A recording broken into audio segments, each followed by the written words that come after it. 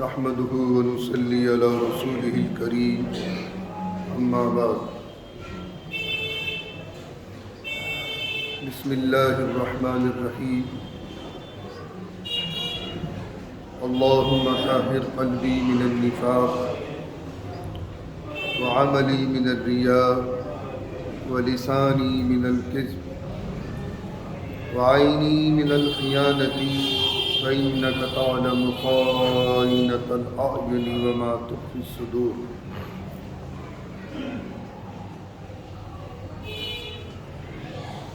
عزیزان گرامی، گزشتہ جمعوں سے اذان کی ابتدا تاریخ کے آئینے میں اذان کی فضیلت حدیث کی روشنی میں یہ تمام تفصیل درس جمعے میں آپ حضرات کے سامنے آ رہی ہے۔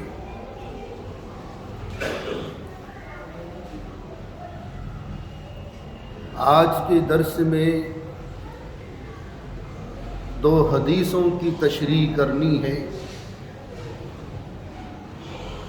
ایک روایت تو امام بخاری علیہ الرحمہ نے اپنی صحیح میں نقل کی ہے، اور ایک روایت کو سنن بیہقی نے اپنی بیہقی میں روایت نقل کی ہے۔ اس کے بعد وقت ملا تو علماء کے فضائل، یہ کون سی ہستیاں ہیں؟ الحمدللہ آج ماہ شعبان کی 3 تاریخ ہے۔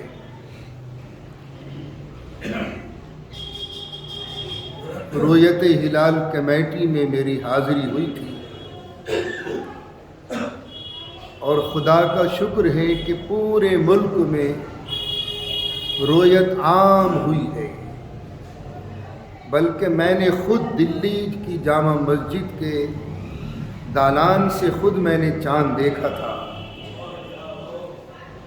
تو خدا کا شکر ہے کہ ماہ شعبان کا آغاز ہو چکا ہے، جس کے بارے میں آقا نے ارشاد فرمایا تھا الشعبان شہری ورمضان شہر اللہ او کما قال۔ شعبان میرا مہینہ ہے اور رمضان شریف میری امت کا مہینہ ہے۔ بارگاہ قدسی میں دعا گو ہوں کہ اللہ پورے عالم اسلام کو، ہم سب کو عافیت کے ساتھ شب برات کی عبادت بھی نصیب فرمائے، اور آنے والا رمضان شریف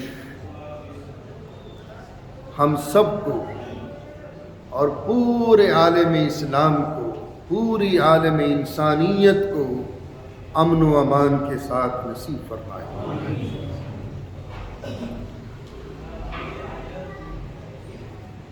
اذان شیطان کے لیے تازیانہ۔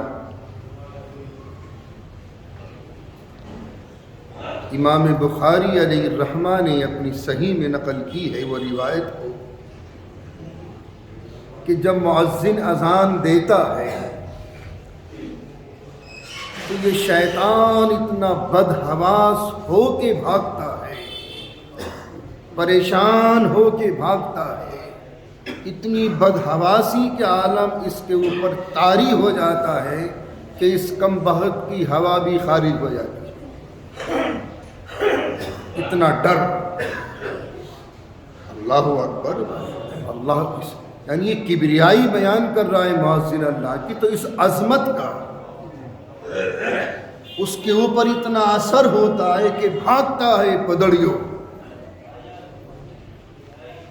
36 میل بھاگتا ہے، یعنی 66 کلومیٹر آج کے اعتبار سے۔ اذان کو سنتے ہی 36 میل بھاگتا ہے، یعنی 66 کلومیٹر بھاگتا ہے، پھر آ جاتا ہے۔ اذان کے ختم ہوتے ہی پھر آ جاتا ہے۔ کہ جب تکبیر کہتا ہے مکبر، جماعت جب کھڑی ہوتی ہے تکبیر کہتا ہے پھر باتا ہے،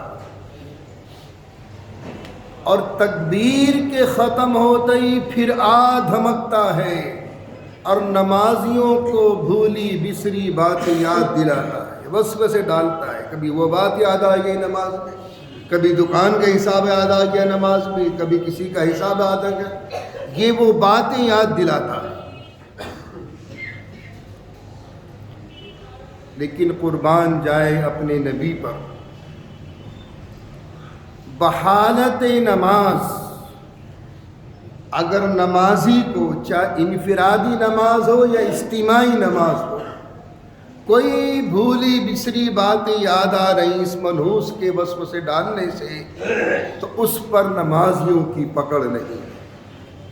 یہ میرے آقا نے فرما دیا، کوئی پکڑ نہیں۔ اور کیا چاہیے؟ اور کیا چاہیے؟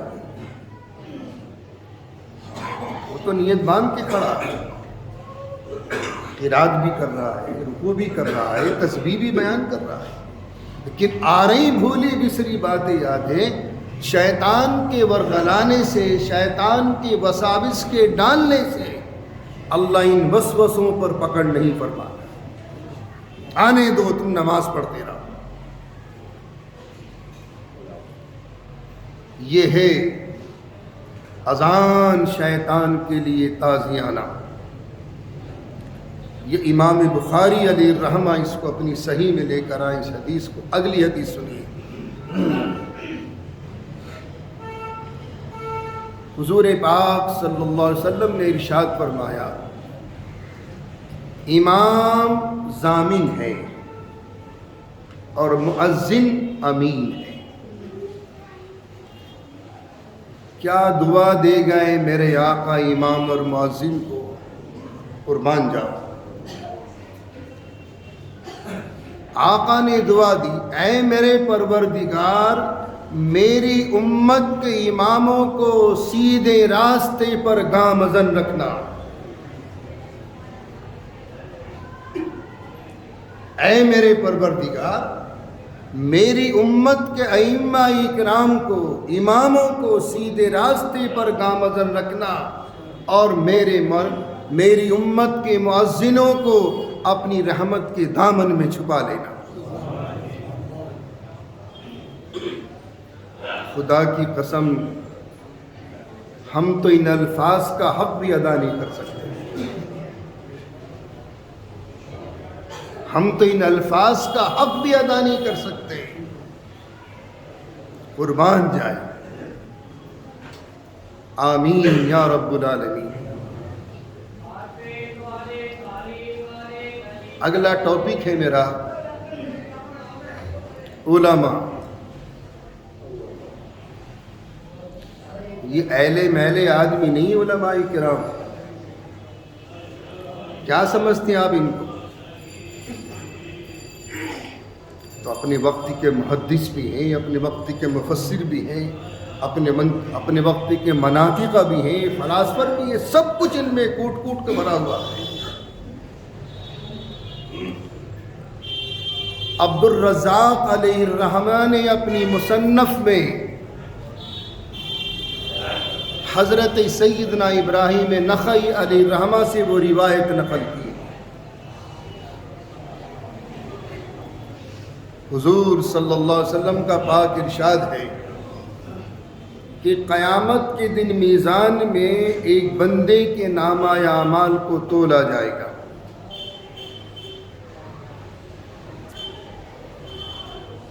ایک میزان نہیں ہے، لاکھوں کی تعداد میں میزان نصب ہوگا قیامت کے دن ترازو۔ یہ نہیں کہ ایک ہی ہے وہ، ارے بھائی آدم سے لے کر آنے والی قیامت تک تمام نسل انسانی کا حساب ہونا ہے۔ ایک نہیں، ہزاروں کی تعداد میں میزان ہوں گی اس دن۔ جیسے ملک الموت ایک نہیں ہے، لاکھوں کی تعداد میں موت کے فرشتے ہیں۔ یہ حضرت اسرائیل تو اس ڈپارٹمنٹ کے ہیڈ ہیں، بس ان کی ماتحتی میں کتنے کام کر رہا ہے،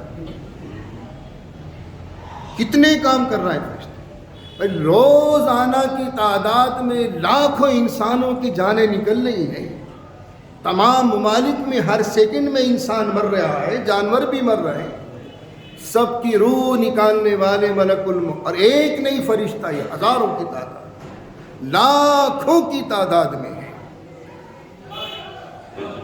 البتہ سیدنا حضرت اسرائیل علیہ الصلاۃ والتسلیم صرف نبیوں کے لیے آتے ہیں، رسولوں کی جان نکالنے کے لیے آپ کی ڈیوٹی ہے۔ نبیوں کی، چونکہ نبی ہیں، نائب اللہ ہیں، اللہ کے نائب ہیں،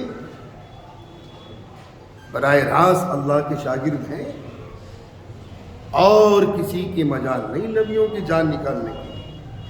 اصل ملک الموت جن کا نام حضرت اسرائیل علیہ الصلاۃ والتسلیم کی ذات بابرکت ہے۔ اسی طریقے سے میزان ایک نہیں ہوگا، سینکڑوں انلمٹ تعداد میں میزان عمل نصب کیے جائیں گے قیامت کے دن، ان میں محاسبہ ہوگا۔ جو کچھ بھی ہم نے یہاں کر لیا، اچھا کیا برا کیا، یہ تو کل قیامت کے دن معلوم ہوگا کہ کون بہتر تھا اور کون ابتر تھا۔ کل قیامت کے دن ایک دوسرے پر انگشت نمائی نہیں کر سکتے آپ، جو جیسا عمل کر لیا کرنے دو، وہ جانے اس کا خدا جانے۔ یوں نہیں میں اس کی ٹوپی ایسی، اس کا پجامہ ایسا، اس کا کرتا ایسا، اس کی شرٹ ایسی، ابے کرنے دو جو کچھ کر رہا ہے۔ نمازی تو پڑھیا، مسجد میں آ کے کوئی گانے تو نہیں گا رہا، کوئی کسی قلم میں تو نہیں ہے، جیسا جو کچھ اللہ دلوں کو جانتا ہے۔ پتہ نہیں آپ جیسے لوگوں میں کتنے اللہ کے نیک بندے ایسے ہوں گے کہ ان کا دل کا کنیکشن کس طریقے سے اللہ سے جڑا ہوا ہے، اور وہ مجھ سے لاکھ درجے بہتر ہو، لاکھ درجے مجھ سے بہتر ہو۔ تو اس لیے روک ٹوک کم کرو، یہ وہ حالت ہے، یہ فتنوں کا زمانہ ہے۔ جو کچھ بندہ مسلمان جیسا بھی نیک عمل کر رہا یار کرنے دو، وہ چاہے شرٹ پہن کے کر رہا، پینٹ پہن کے کرنے دو اس کو، ایسا نہ ہو تمہاری روک ٹوک سے اس سے بھی گئے گزرے اور چھوڑ کے بیٹھ جائے۔ میں تو میاں اس ذہن کا مولوی ہوں، میں یونیورسٹیوں کا پڑھا ہوا ہوں، اس معنی کر جو کچھ کرنا کرنے دو، کہاں تک روک ٹوک کریں گے؟ اور اس دور فتن میں کس کو آپ روکیں گے؟ میاں اس کی داڑھی نہیں، میاں اس کا سر پہ ٹوپی نہیں، میں اس کا پجامہ ہوں نہیں، بھائی کرنے دو یار، جیسا کر رہا ہے وہ نیک عمل، معلوم نہیں اس کا دل کا کنیکشن اس ذات سے کس نوعیت کا جڑا ہوا ہے۔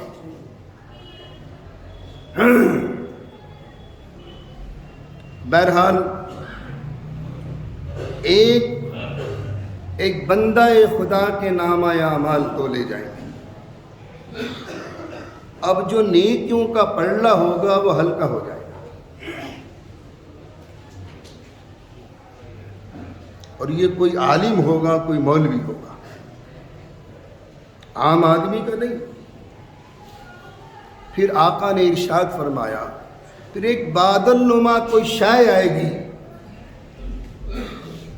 بادل نما کوئی شے آئے گی، اور وہ نیکیوں کے پلڑے میں آن کر رکھی جائے گی۔ یہ نیکیوں کا پلڑا بھاری ہو جائے گا، برائیوں کا پلڑا ہلکا ہو جائے گا۔ یہ بندہ خدا سوال کرے گا، بار الہ اس میں ہے کیا چیز؟ میں تو سمجھ نہیں آتا کہ بس جہنم میں اب زندگی گزری، کیا ہے اس میں؟ اللہ ارشاد فرمائے گا، میرے بندے تیرا وہ علم جو ہم نے تجھے دیا تھا، تو نے پڑھایا، دوسروں کو پڑھاتے رہا، اور ایک سلسلہ لامتناہی قیامت تک، یہ وہ تیرا علم ہے جو ہم نے آپ کو دیا تھا، آج کے لیے ہم نے اس کو محفوظ کر رکھا تھا، کہ اگر پڑھ لے دونوں برابر ہو گئے یا نیچے اوپر ہو گئے تو ہم تیرے علم کو اس میں رکھیں گے. یہ وہ تیرا علم ہے جو ہم نے تجھے دیا. اس روایت کو تو عبد الرزاق نے اپنی مصنف میں علیہ الرحمہ نے نقل کیا. اگلی حدیث. شہید کا خون کتنا محترم بالشان ہے. شہداء کے لیے قیامت کا انتظار نہیں ہوتا. نو شہید اور سیدھا جنت میں کوئی انتظار نہیں ہوتا. لیکن شہداء کے خون سے زیادہ افضل اس عالم کی وہ روشنائی ہے جس سے وہ دین اور حدیث کی کتابیں لکھتا ہے. اس سے اگلی حدیث سن لیجئے. اس حدیث پاک کے راوی حضرت سیدنا عثمان بن عفان رضی اللہ تعالیٰ عنہ کی ذات بابرکت ہے. خلفائے ثالث ہیں, عشرہ مبشرہ میں سے ہیں. آقا نے ارشاد فرمایا قیامت کے دن ایک عابد کو بنائیں گے اللہ, ایک عالم کو بنائیں گے. اس عابد سے کہا جائے گا تو سیدھا جنت میں جا, تیرا کام تو عبادت کا تھا. تسبیح پڑھ لی, تلاوت کر لی, ذکر کر لیا, تہجد پڑھ لی, اشراق پڑھ لی, ابابیل, تیرا کام تو عبادت کا تھا, تو جنت میں جا. عالم کو روک لے گا اور عالم سے اللہ ارشاد فرمائے گا میرے بندے, میرے گنہگار بندوں کی شفاعت کر یہاں بیٹھ کر, میری عزت کی قسم میں تیری شفاعت کو قبول کروں گا. اس حدیث پاک کے راوی حضرت سیدنا عثمان غنی رضی اللہ تعالیٰ عنہ کی ذات بابرکت. اور اس سے اگلے حدیث اس سے بھی زیادہ امپورٹنٹ ہے. اس کے راوی حضرت سیدنا عبداللہ ابن عمر ہیں. انشاءاللہ اس کی تفصیل آئندہ جمعے کو ہے.